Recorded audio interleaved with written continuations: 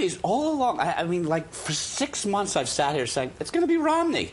It's going to be Romney. And all he has to do is defend the fort, which is what he did last night. He didn't win. He didn't make any, like, great proclamations, jump out at us in any way, shape, or form. But he defended the fort, which is the first place fort, which is where he's going to end up. And I don't think it's going to get tight at all. A lot of argument over the release of tax returns. He was asked pointedly if he was going to be releasing his tax returns, Mitt Romney was, and he, he shuffled around it, saying maybe in April. What did you think, Tony? I mean, should we be seeing the tax returns coming out for all these candidates?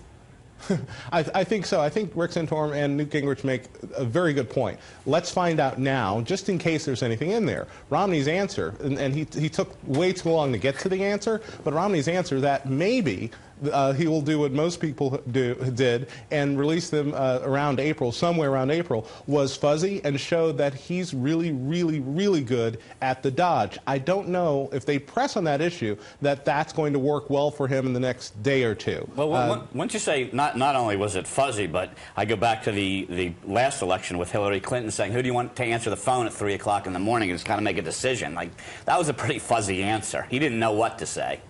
Wouldn't you think that he would be more prepped for? I mean, obviously that's a big concern, and lots of people are talking about it. Wouldn't you think that there would be a more standard with the experience that he answer has, ready to go? You're running for president. Like, that's, I don't know, that's a top 5 or top 10 list item. You're going to have to release your tax returns sooner or later. Right.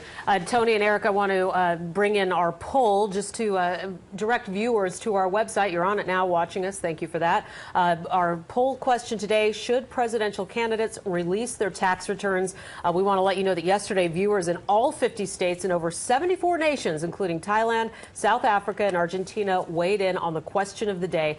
So thank you very much for that. And today's question of the day, again, should presidential candidates release their tax returns? One of my favorite things to do while I'm sitting here online is hit view results. You can tap that and check out where we are. 79% of you so far today have said yes, presidential candidates should release their tax returns. 14% no, 6% say not sure. I have a feeling that that may just continue to rise in the yes column.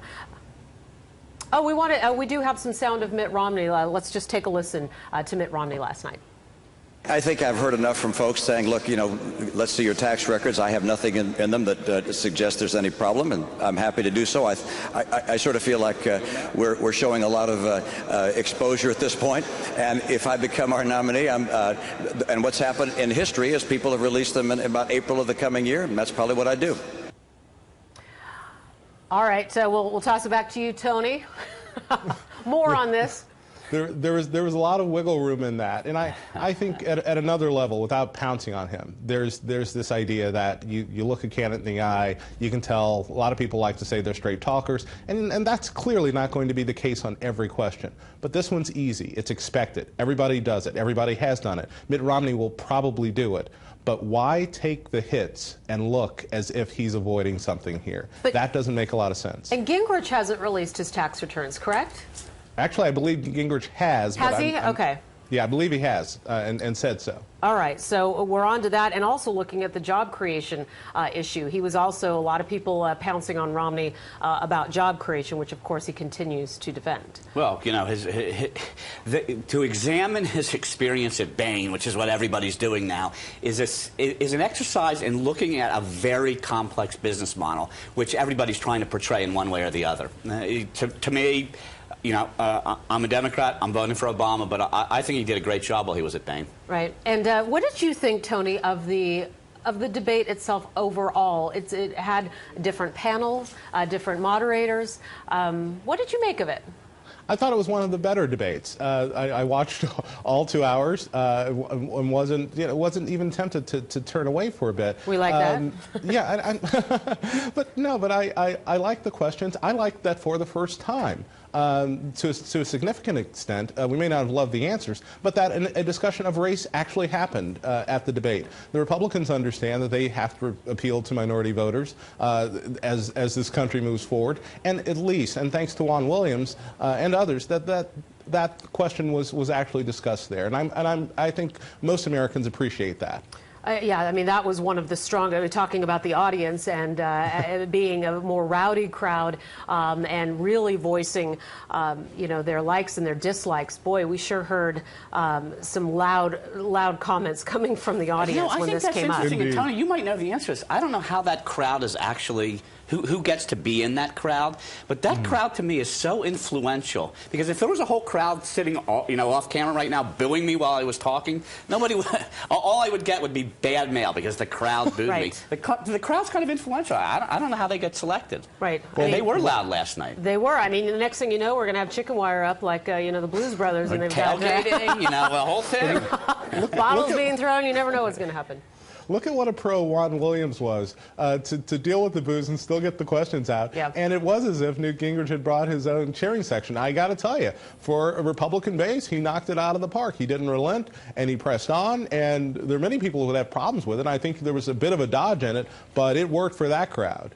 All right. You know, but I just find I spoke at a Tea Party rally. I was the only Democrat to speak at Times Square, and I got booed from the second I was introduced until the second I finished. And I think it was many people who were there said it was the worst speech they'd ever seen me give. I thought it was the best speech I'd ever given, but the whole crowd's booing, so you know it sort of influences the words that are coming out of the speaker's mouth. I think that crowd is so influential. I thought that was just interesting in general to see they were so vocal. Yeah, absolutely. I mean, you know, moving forward, of course, we'll see what happens on Saturday with the vote there, and always interesting to watch. And I want to promote both of your Twitter accounts and websites. Tony, where can people find you if they want to email you or tweet you?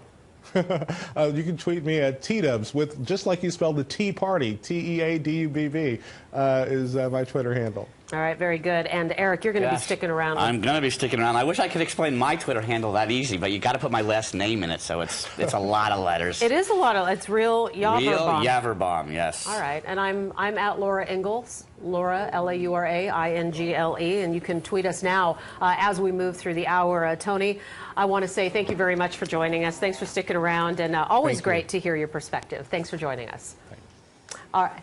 Okay, so we're going to move on to our next topic and our next guest. Also.